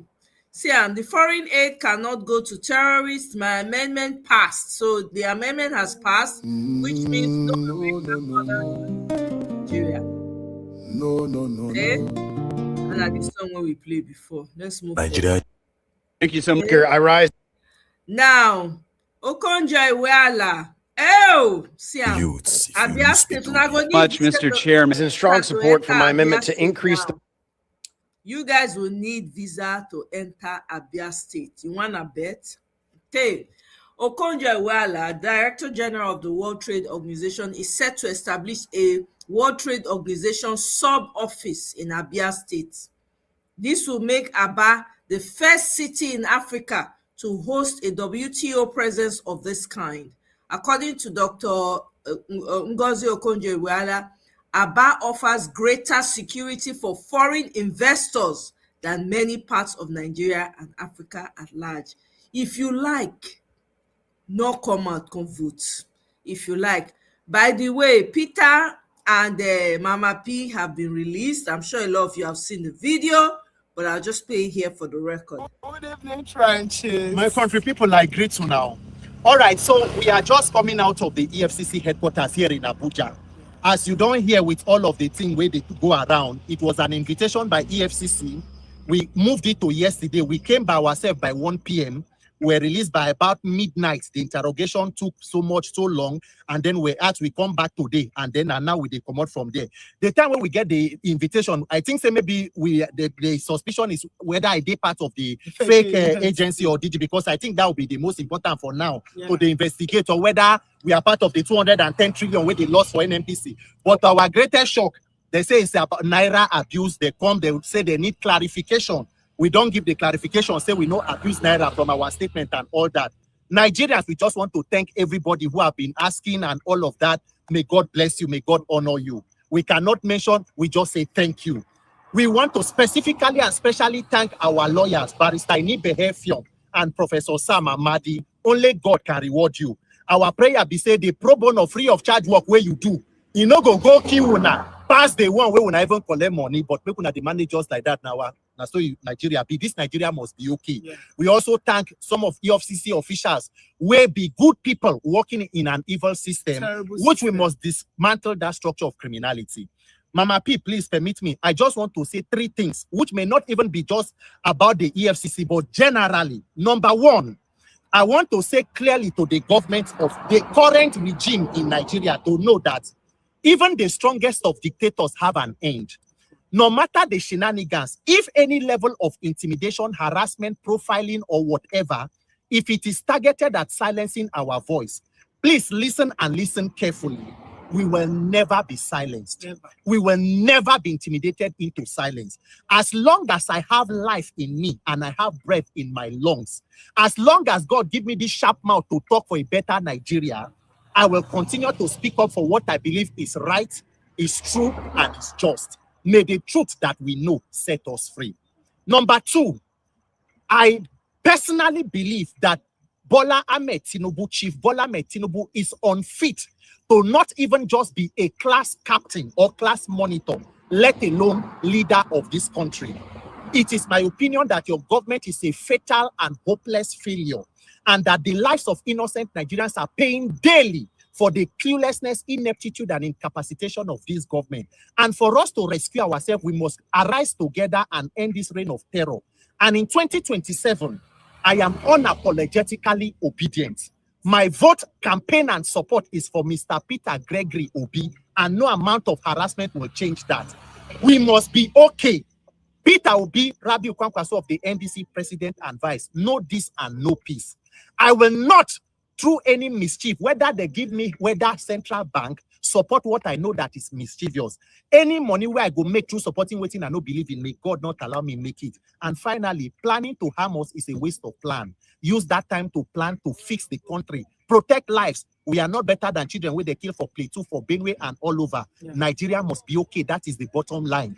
People who demand a better government are not thieves or criminals. Go after criminals and let good citizens fight for their country. Mama P. And please, everybody, go and get your PVC. Yeah. That's the most important of it all. Go and get your PVC. What you see here today is just a tip of the iceberg of what we go through daily, the threats and all. But we are not deterred. At all. We are resilient. We are going to keep insisting until we fix this country. We don't die here, we live here. You are out there, you are watching us. First of all, I want to say thank you. Thank you. Thank you so much. Your voices made a difference. Trust me, your voices did. But the most important thing you can do for us and this country in general is to go and get your PVC. And don't just vote wisely. You need to vote a Peter Obi. Good. Nigeria needs a Peter Obi. Yes. At this point in time. Nigeria. The amount of decay we've seen. See. Weep not for us, so as Jesus talked for Bible, say, weep not for me, women of Jerusalem, but for you and your children. 2027 Nigeria, my thoughts and prayers are with all of us. Yeah. We must dismantle the structure of criminality. Waiting that they invite person when borrow transport to come here, waiting what they do for EFCC for this country of all time. So I beg go. Thank you so much, guys. Wait till I say physiotherapists do. How it happen? You they come out for one, you won't enter another one. As they hold you, since I know this girl, no one come out time. My life don't scatter. Generosity of our taxpayers is a reflection of the American values we hold so. What kind of did he give you any assurances afterwards? Who? When did you voice these complaints with the president? Look, did he give any assurances after you voiced this complaint? I have not had access to him, and it's part of the reason why I said I'm going back to the trenches. Because the beauty of democracy is the fact that, look, we are all free. I mean, nobody, even under military, when we go to campaign, we get arrested. Not once, not twice. Under democracy, I have the constitutional right to go and mobilize people and we have to start the process of organizing. I mean, it's obvious that you're not the only person in your party. Certainly, I'm not. Yeah. The issue really is everybody is waiting for who will bear the cat. And for me, we have to break that ice and give people the confidence to really come together. I have said it, I don't hide it. APC as it is now and its government can only win election in 2027 if they rig. I don't see, based on what is going on, how citizens can willingly go and vote APC. Already, I mean, it's sociological knowledge.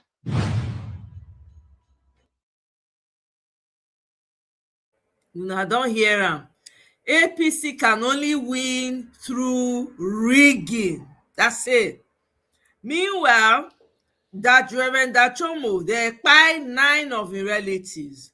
The man can't they vibrate to. He say if Tinubu won't arrest him, make him arrest him. Say they must do vigilante. They must. Does that make you fearful? Are you afraid for your life? Why should I be afraid while I know my Bible in the code of Psalms 139? He said, I created you fearful. They are the one to be afraid of me, not me being afraid. Some people were trying to give me asylum into Australia and other places. Netherlands, I said, no, I'm going nowhere. I will stand with them. I'm following the footsteps of Jesus. Reverend, you're heroic. So grateful for you. We will be praying for you in the United States. God bless you, sir. I love you, brother. Does that make you fearful? Are you afraid for your life? Why should I be afraid? Speaker, I rise in strong. Hello, fellow citizens. How are you doing? This is your friend, Dr. Haruna Goro. This broadcast is to send a word of warning to all those wicked, evil people that do not want to see Nigeria go forward, that are doing everything to squeeze out opposition, are doing everything to make sure they keep disenfranchising Nigerians. Your end has come. Your time has come. We are not going to watch you continue this evil and this foolishness against innocent citizens. We are all aware of what has happened in recent times, how they tried to assassinate Peter Obi. Apart from character assassination, they tried that, it didn't work. They paid people to go from one television station to the other to try and blackmail him. If Obi was not a person of integrity, he would have been behind bars long ago. But they have searched and searched. There is nothing they can find wrong with him. So they keep looking for one fault. If they can't get him, they will go after the businesses of his relatives. If they can't get him, they will go after those that are supporting him. They are so threatened. Tinubu and the APC government are so up in arms. They are so threatened. You people say that Tinubu is a master strategist. But why is he afraid of one man? APC, you've got all the governors, the senators, the House of Rep. You've got the judiciary. You've got the police. You've got the army. You've got virtually everything. So if you know you've got everything under control and you know you are doing a good job, why are you scared of one man? The one that you people allegedly said came near number 3, even though you know, INEC knows, the judges know, Nigerians know that the winner of 2023 election was Peter Obi. If it is not so, how come he is the thorn in your flesh? Tell me, you are not going after Atiku. You are not going after others. I thought you said Atiku came second. I thought you should be a little bit threatened that maybe he will step from second position to the first position and end up unseating Tinubu. But you have left Atiku alone. Nobody is going on television and is lashing and bashing Atiku. They are all quiet. Everybody that goes to TV or has an article in the newspaper or writes in their X handle, whatever thing they want to talk about politics, they are not discussing anymore on how to move this nation forward. Everybody, for them to gain relevance these days, is pull down Obi, go from one television station, radio station, newspaper to the other, do nothing but tear down one man. The handwriting is obviously clear that the one they are after must truly be the one that they know was the winner of 2023 election. And if it came out under a very short time between 2022 and 2023 and joined Labour Party and got that kind of support that even gave him the ticket, Not just the ticket, but he actually won the election.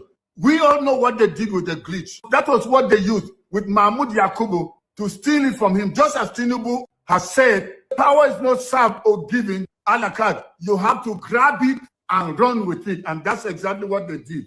You've tried to use INEC. You people have tried to use the courts to make sure one man, Peter Obi, is not on the ballot in 2027. But as Obi has been saying, no matter what anybody does, he will be in the ballot in 2027. A few days ago, Mr. Obi came out in a television interview where he said his life is in danger. He may not even be alive during the 2027 election. Why? Because they are after his life. They've done everything to frustrate him. This is a man that is so easygoing, so simple, a man of the people, easily reachable, no convoy around him. We don't see a motorcade follow him. Sometimes he even drives himself. He flies economy. He lives a very simple life. You see his dressing. He looks like he has just one uniform he's wearing almost everywhere. So why should such a person be a threat to you? Where now they're doing everything to get at him. There must be something deeper than what Peter Obi said. And for those of you that are saying, he's just playing politics to blackmail people, what happened to him in Edo was just a drama, was a skit. When they wanted him dead, those bullets were meant to take down Obi. Only God protected Obi. He would have been long gone. This wicked APC government and all the other people that are around them that benefit from this regime of terror, this regime of tyranny, this diabolic regime that knows nothing but how to steal. See the scandal, an agency that was not appropriated for, but they used it to steal money, and they're doing everything to cover it up. Those people think they have the moral right to come after Obi. This broadcast is to sound a warning to APC, to Tinubu, and everyone that is around him. Anyone that tampers with the life of Peter Obi, they are tampering with the lives of Nigerians. Our northern brothers have been governing for years. We haven't seen change in the north. So anybody that comes to play the northern card, the tribal card, the religious card, we will never listen to you. You are the enemy of northerners. What are we gaining from it? Only a few of you have enriched yourself at the expense of the suffering masses. See Peter Obi's antecedents. See Peter Obi's records. Go and check what he has done. And some people are trying everything to discredit it or discredit him. But the more they try, the more it just backfires. Because Obi's record is a record nobody can match. Let's call for a national debate. Let Nigerians ask every candidate, what will you do to change this nation? Do you see Tinubu attending such, whether on TV or in a town hall? When he went to Chatham House, did he speak? He always kept calling people to speak on his behalf. This man that they're now terrorizing, El Rufai, was one of the people that he called in Chatham House in London to speak on his behalf. He gathered a bunch of people, flew them to the UK to go and speak for him. Runs away from any debate because he knows he's got nothing to offer. All they have is stealing and stealing. Tinubu knows nothing but stealing, lying, cheating, conniving. When it comes to corruption, you can name him Maradona. And wicked, evil people surround him because you know what? They're all eating from him. They like such a person. But you people will want to send a warning. The one hope that God is preparing to save you. The one man that will stop corruption, end insecurity, raise the standard of education, get our hospitals working, and make sure over 100 million Nigerians that have been plunged into abject poverty can be pulled out of poverty. We want to see our farmers go back to the farm because we no longer have insecurity. This is the one man that is laying his life down for you. Everybody that wants change in Nigeria, whether you are in NDC or not, whether you are in politics or not, whether you belong to a party or not, and you want to see Nigeria work, and you want a man that will truly change this nation, then do everything to stand in defense of Peter Obi. just like the Democrats did in America. When Donald Trump kept speaking about America first, make America great, make America great. They didn't want to make America great. So what did they do? Assassination, gag order, court orders. They called him convicted felon. Many convictions against him, many charges against him. And they wanted to banish him and send him to jail so that he never comes back as president. Thank God for protecting him. That near-death bullet. So it's been one attempt after the other. They didn't want him to be president. Let me tell you, it doesn't matter whether it's America. I know some of you have your biases concerning Trump. I also have mine. But then the man is really out for his nation. And anybody that will stand for his people, I salute that person. And we need such a person in Nigeria. But can't you see, like, the similar pattern with the way they were after the life of Trump? It seems to be a similar pattern playing out with Peter Obi. Anyone you notice that evil people, corrupt people, people that don't want to see change in any society, that they are attacking this person non-stop, then that should give you a sign that this man is the right man. Because you can't go after somebody that does not mean much. So the obedience, Nigerians, NDC, make sure you surround Peter Obi with 24/7 security. We know these wicked people want him dead now. So any Nigerian that wants to see change, and you want to see Peter Obi, not only in the ballot, but in Aso Rock, this is the time to speak out. This is the time to stand in defense. Anyone that tampers with Obi, anyone that tries to hurt him, touching Obi is touching a bee house. Touching Obi is touching every Nigerian. Touching Obi is touching the future. Touching Obi is a plot to finally bury Nigeria. So this time around, everybody must stand to say, don't touch Obi if you don't want to see fire. They are all scared, weak people. Notice Obi wherever he goes. On the street, organically, people will just gather. He enters a supermarket, a crowd will gather. People want to do selfie with him. Do you see that with Tinubu? Do you see that with Atiku? The one they don't want to come and help you is none other but Peter Obi, NDC, Obedience, Kwankwasias, Nigerians. This is the time for us to all stand and say, touch Obi, you're touching every Nigerian. Touch Obi, you're touching me. Touch Obi, you're touching the future of my children. Before these wicked people have their way, we must stop them. Beef up the security around Peter Obi. Let's surround him. Let people bring money. Let's hire professional security people around him. Guess what? We will also be praying. Let all prayer warriors go on their knees with fasting and prayer. Let all the intercessors do more praying than talking. This is the time to turn things around. Let there be 24/7 prayer cover over the life of Peter Obi, in his going out, in his coming in, his food, whether he's driving, he's walking, he's flying, that the angels of God will protect him. Because in protecting Obi is the protection of the destinies of millions of Nigerians. Maybe some of you think I'm just emotional, but I am angry. I just can't imagine why any right-thinking person will prefer wicked, evil, corrupt people to continue to govern this nation. Seeing the level of decadence, the level of breakdown of law and order, and the level of wickedness and corruption. People these days are using just any means, anything possible to get money. They get into witchcraft. Already we have banditry, terrorism, money ritual. But imagine if we have someone like Obi, looking from his record and from his lifestyle, a simple man that will only come to serve and not to steal. So I call on every Nigerian, let's stand and make sure nobody touches Obi, because touching Obi is touching you, is touching your children, is touching your future. I want to say thank you very much for being part of this broadcast. One thing I want you to help me do, please share it with as many people as you can. Like the broadcast, and also follow me on Facebook if you're not already following me, and subscribe to my YouTube channel. All this, they don't come here. What?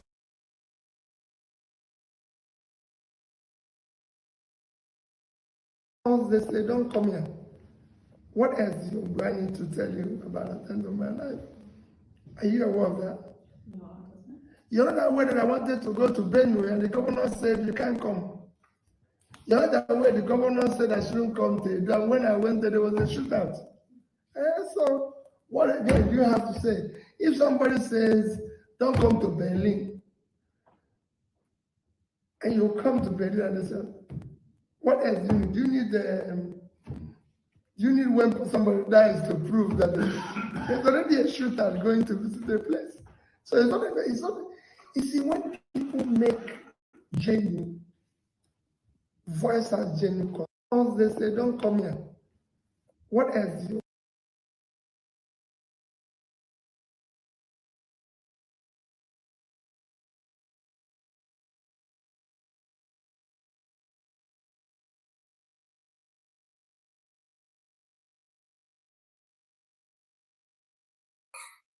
ọ̀pọ̀lọpọ̀ àwọn ọmọ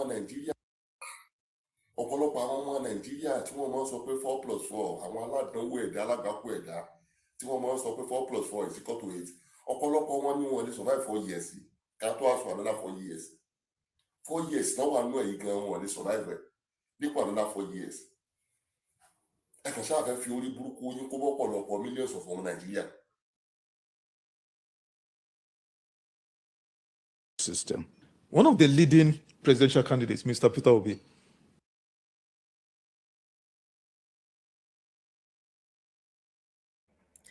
Yep. So that's it. That's it. I'm very happy that Peter Obi went to the European Council and mentioned that. I'm very happy. I hope to see more of that, so that Tinubu will know that he's not the only one that has the monopoly of madness. Let everybody be mad next year, 2027. Whether Tinubu likes it or not, he will be uprooted from Aso Rock. Not heavens will not fall. And I see you APC people trying to do something, remove my post, whatever. I go nowhere. You remove, you not even feel remove any post. You not get any post when you feel remove. You not get any video when I feel remove. You not get. Because YouTube said no say na true I dey talk. They know. Guess what? Whatever you people send to them, they check. Is she lying? Is she not lying? Now fact, now we they present for here. You can only try. We go nowhere. Now here we dey. 2027. I don't they tell now, I'm gonna go they pack una load. 2027, you are getting out of Aso Rock, whether you like it or not. All this evil will stop in 2027. Have your day. So my people, now here I go leave. I go see you now again on my next one. Rouse, thank you very much. Empirical, thank you all. Michael, Kenny, everyone that was able to join. For real, thank you so much, guys. I'll see you on my next one. Bye.